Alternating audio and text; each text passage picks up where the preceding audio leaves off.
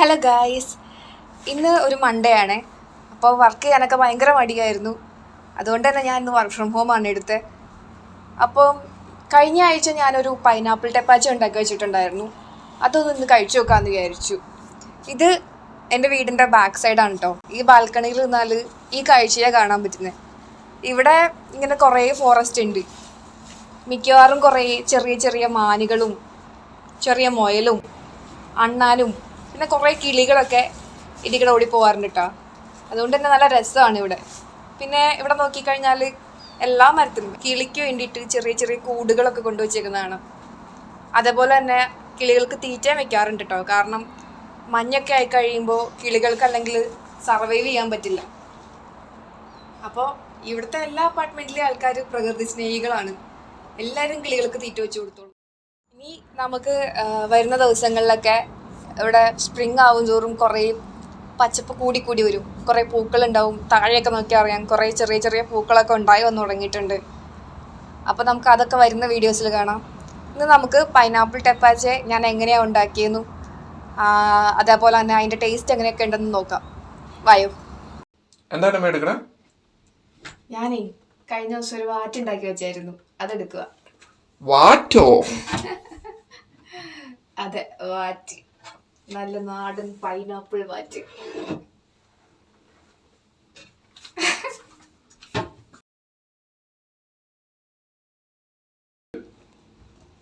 നല്ല മണം വരുന്നുണ്ടല്ലേ? വല്ലാതെ. സാധനം നല്ല അടിപൊളിയായിട്ട് ഫെർമെന്റഡ് ആയിട്ടുണ്ട്.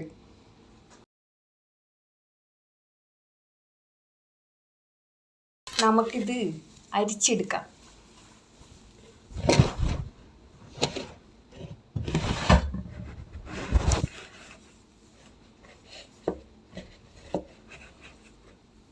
ഇത് ഇളക്കാൻ ഒരു സ്പൂൺ എടുത്തിട്ട് വരാം. നല്ല മണം വരുന്നുണ്ട് കേട്ടാ ഇതിനകത്തുനിന്ന്.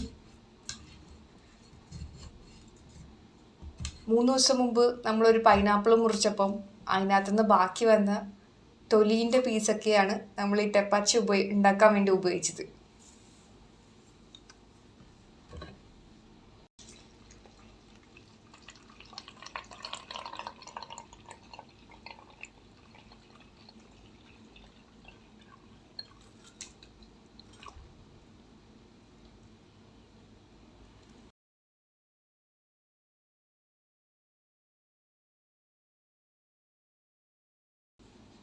ഇത് ഭയങ്കര എളുപ്പമാട്ടോ ഉണ്ടാക്കാനായിട്ട്. കുറച്ച് ശർക്കരയും പിന്നെ ഒരു പട്ട, കുറച്ച് ഗ്രാമ്പു, പിന്നെ ഒരു തക്കോലം, അത്രയും മാത്രം ഇട്ടാൽ മതി. നമ്മൾ എന്നിട്ടൊരു 3 ദിവസം ഒരു ഇരുട്ടുള്ള മുറിയിൽ ഒരു സ്ഥലത്ത് ഇത് അടച്ചു വയ്ക്കാം, ഒരു തുണിയിട്ട് കെട്ടിയിട്ട്.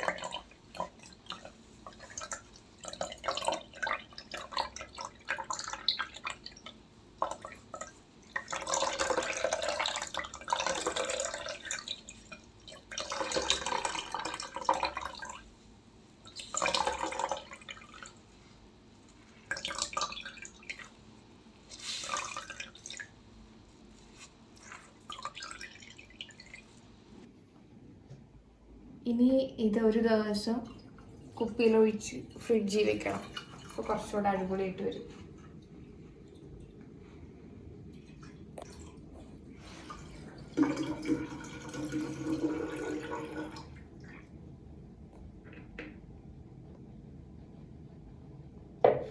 അപ്പം ഇന്നാളെ കാണാം.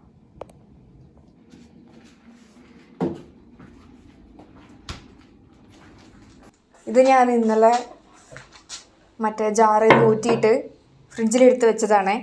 അപ്പം നമുക്കിത് കഴിച്ചു നോക്കാം.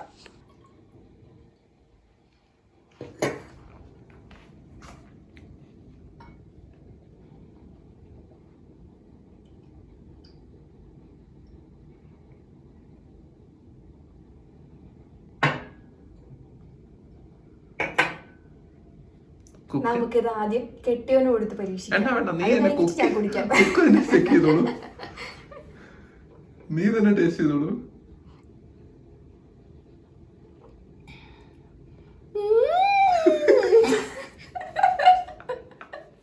Amazing, really amazing.